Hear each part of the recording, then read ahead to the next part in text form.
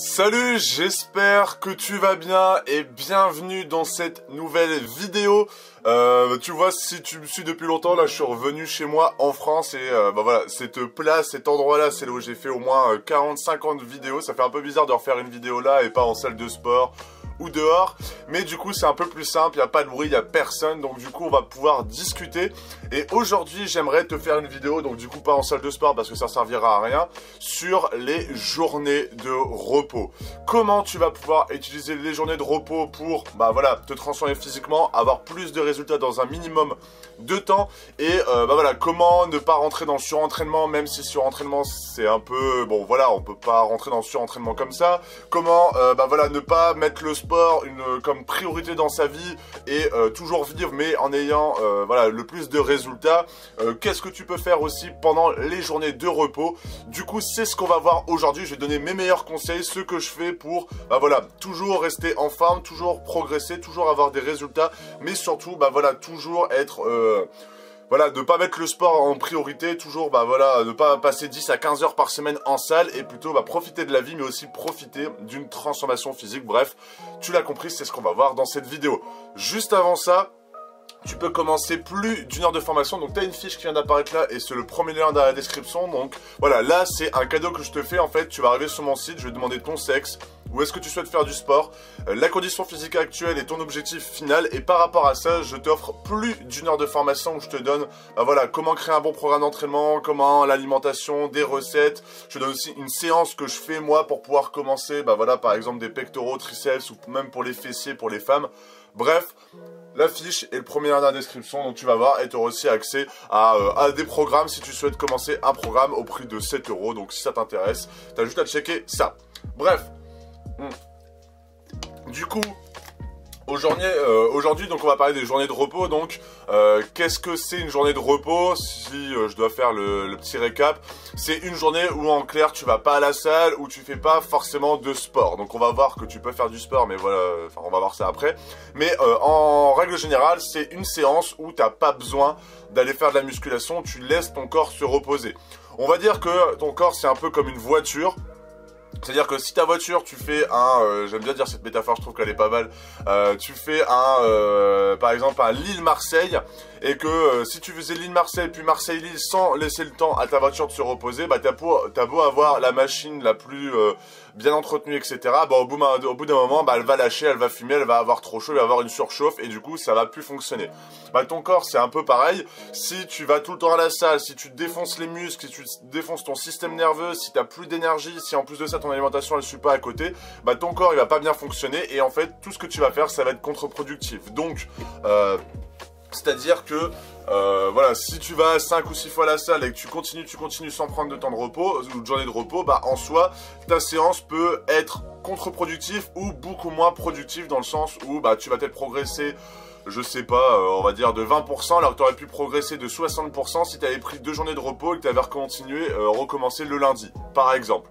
Donc, important que tu prennes des journées de repos, vraiment très important, et c'est dans ces journées de repos-là où en soi, tu vas pas, au lieu d'aller par exemple 3, 4, 5, 6 fois à la salle d'affilée, ça serait peut-être plus malin de laisser ton corps un peu se régénérer pour que, par exemple, la 3e séance, au lieu de faire une 3e séance par exemple le mercredi, ça sera plus simple d'imaginer tout ça.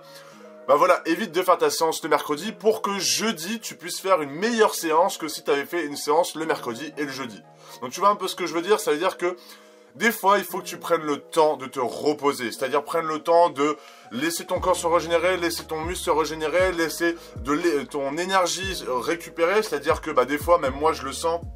Par exemple, typiquement aujourd'hui, journée de repos, j'ai fait des étirements, j'ai fait un peu de yoga et du coup j'en ai fait, mais pendant quoi, 10-15 minutes, j'ai fait un peu d'étirements et je vais pas aller au sport. Pourquoi? Parce que je sais que demain, quand je vais aller au sport, je vais être beaucoup plus performant, la séance sera beaucoup plus utile que si j'y allais mercredi, du coup là on est mercredi, que si j'y allais aujourd'hui et demain. Donc c'est un peu ça que tu dois prendre en compte, c'est qu'il faut aussi écouter ton corps. quand tu peux pas aller à la salle, quand tu te sens pas au top, mais que tu t'obliges à aller à la salle, il faut que tu te poses les bonnes questions. Est-ce que tu vas pas par manque de motivation et ça te saoule, mais bon voilà, tu sais que ça te ferait du bien, ou est-ce que bah voilà, tu vas à la salle parce que tu t'obliges à aller à la salle parce que tu as l'impression que si tu y vas pas, tu vas le regretter dans le sens où tu as l'impression que tu vas, qu'on appelle ça, tu vas stagner ou régresser au point de vue des résultats. Bah c'est dans ces moments-là où il faut que tu écoutes ton corps. Je sais que moi, là, bon, même si j'allais à la salle, j'aurais pas fait une super séance, mais je pourrais me dire, putain Nico, tu vas à la salle et tu fermes ta gueule. Bah c'est pas ça qu'il faut se dire, il faut se dire que récupère, prends-toi une journée pour toi, une journée pour récupérer, pour faire des étirements. Les étirements, c'est ce qu'on va voir après. Ça peut être une super, on va dire, une journée de repos active, une récupération active, ça peut être intéressant, mais il faut que tu écoutes ton corps. Il n'y a pas de, voilà, Nicolas, faut que tu prennes 3 ou 4 jours de repos, ou il y a un jour de repos dans ta semaine, où tu prends que 2 journées de repos et 5 jours d'entraînement. Les journées de repos, c'est pas quelque chose qui va être, qu'on appelle ça, ça va pas être... voilà, tu dois faire 5 entraînements et 2 journées de repos, tu fais ça toutes les semaines. Non, parce qu'il y a des journées des semaines. Moi, par exemple, je suis allé boire un verre hier, même j'ai bu une bière et un verre de vin. Bah bon, car je bois pas souvent et que j'ai mangé en plus un gros burger avec un dessert, bon c'était le cheat, bah forcément je suis pas en forme, donc ça servirait à rien d'aller au sport aujourd'hui, mais la tête que la semaine prochaine, bah le fait de pas avoir fait ça, bah j'aurais pu aller au sport. Donc en fait il y a pas de, tu prends 2 journées de repos et tu t'arrêtes là, il faut que tu adaptes tes journées de repos par rapport à ce que tu fais dans ta semaine, par rapport à ton sommeil, par rapport aux sorties que tu fais, par rapport aux séances que tu fais. Il y a des séances, forcément si tu regardes cette vidéo, bah tu peux te dire que peut-être qu'il y a 2 semaines tu avais fait une séance jambes de l'espace et que celle que tu as fait cette semaine elle était pas ouf et du coup bah voilà tu as peut-être plus d'énergie cette semaine pour aller à la salle de sport. Donc les journées de repos c'est pas quelque chose qu'il faut on va dire, c'est comme tout de toute façon, enfin maintenant quand on écoute la musculation on se dit tout le monde sait qu'il faut faire le split, le lundi c'est pec, il faut faire 10 répétitions, 4 séries, il faut faire ça 5 jours par semaine et 2 journées de repos. Bah ça c'est une base pour se poser, enfin c'est à dire que quand tu commences, oui tu peux commencer par là, mais après il faut écouter ton corps. Et écouter ton corps ça passe par le fait de se dire, est-ce que aujourd'hui ça va vraiment être productif d'y aller. Moi aujourd'hui je sais que ça aurait pas été productif et ça serait complètement contre-productif. Pourquoi? Parce que bah demain, je sais que ce soir je vais bien dormir, j'aurai bien mangé aujourd'hui, je vais bien manger demain dans le matin et le midi pour y aller l'après-midi par exemple, ou à 18 h. Et du coup ma séance sera beaucoup mieux.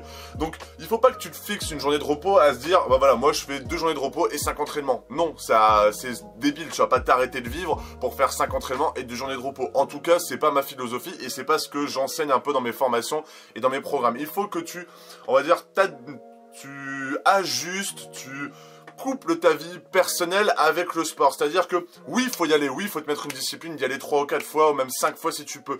Mais s'il y a des événements dans ta vie qui font en sorte que tu as peut-être mal dormi parce que tu as peut-être un enfant qui t'a réveillé, ou parce que, je sais pas, tu as fait... je sais pas, je reprends une de mes expériences, quand j'avais des déménagements par exemple, quand je travaillais chez Decathlon, bah voilà, j'avais peut-être enchaîné 3 jours où je faisais un 9h-20h, bah j'étais complètement claqué, donc ça sert à rien d'y aller, parce que la semaine est de faire que 3 entraînements, et du coup la semaine d'après, bah car j'ai un planning plutôt cool, bah je pouvais y aller 5 fois, et il faut que tu fasses pareil, il faut que tu te mettes une discipline, donc par exemple d'y aller minimum 3 fois, mais aussi, bah voilà, que tu as ajuste, on va dire, tes journées de repos par rapport aussi à ce que tu fais dans ta semaine. Si t'es sorti la veille et tu sais que ça va pas être une bonne séance, bah voilà, fais peut-être plus du yoga, fais peut-être plus un petit circuit, un peu plus cardio, plutôt, et du coup ça va un peu te faire transpirer, un peu enlever l'alcool si t'as pris une gueule de bois. Bon, moi c'est pas ma gueule de bois, enfin, je bois de l'eau et je dis que j'ai pas la gueule de bois, mais c'est pas ça du tout.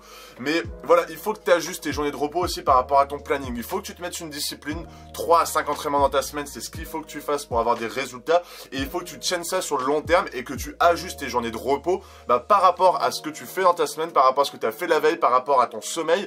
Et bah voilà, ne pas aller au sport si tu sais que ton corps va pas bien réagir. Moi mon corps là, je suis courbaturé de partout, c'est pour ça que j'ai fait une séance de yoga tout à l'heure, enfin de yoga, c'est beaucoup dire, mais une séance d'étirement.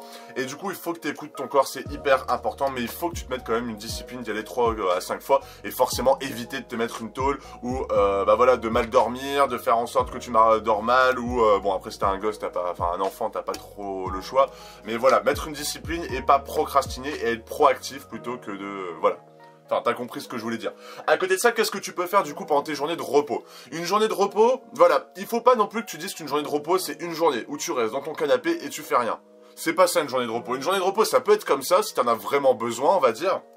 Mais si par exemple tu prends entre 1 et 3 journées de repos, bah une journée de repos ça peut être, voilà, comme je te disais, proactif, ça peut être hyper utile. Par exemple faire des étirements, les étirements, voilà, ton corps il peut, il peut fonctionner, comment je pourrais te dire ça, tu peux travailler tes muscles d'une certaine façon et faire du sport tous les jours. Donc ça veut dire que par exemple chaque journée de repos tu peux faire des étirements.